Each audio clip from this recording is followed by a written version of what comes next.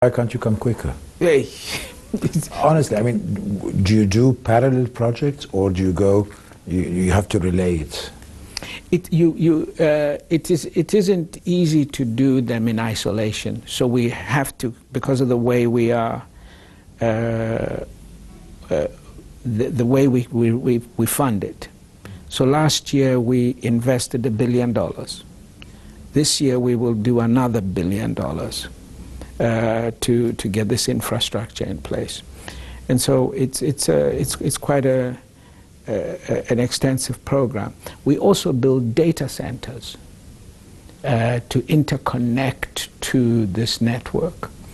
We are the biggest builders now of data centers, and some of the data centers are for some of the biggest companies in Silicon Valley. So they will ask us to put a complete data center for to host them there, yeah. To host them, yeah.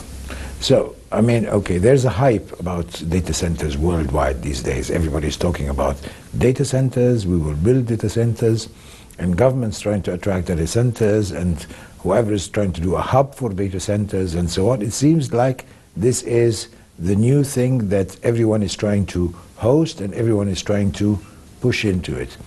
Is there a value add for African countries when data centers are there? Is it rental money, or is it faster movement of information, or what? Yes. So if you take, for example, the largest data centers at the moment have been built in South Africa. That's where we have our biggest data centers. And they are really for huge companies like Microsoft, your Amazons and what have you. Africa's data consumption is really picking up. Okay, so your cloud computing requirements, your residency of, right now, most of our interaction with the internet in Africa is to pull information in. So you go on CNN, you're pulling information in.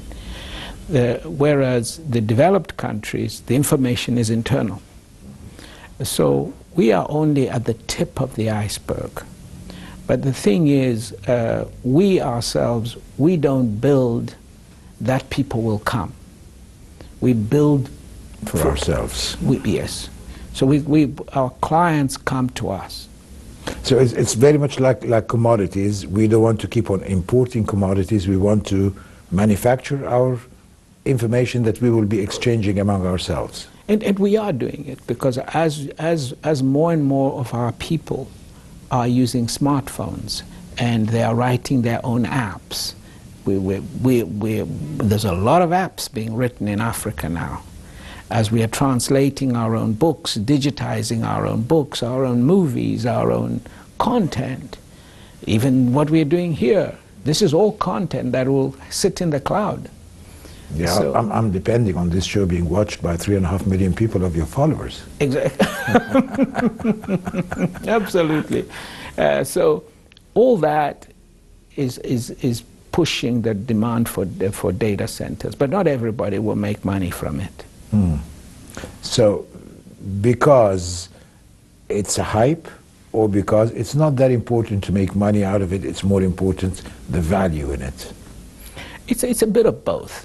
The valuation, investors in the end are rational, and we all used to ask ourselves, how can Amazon be worth so much? But now we know why they're worth so much.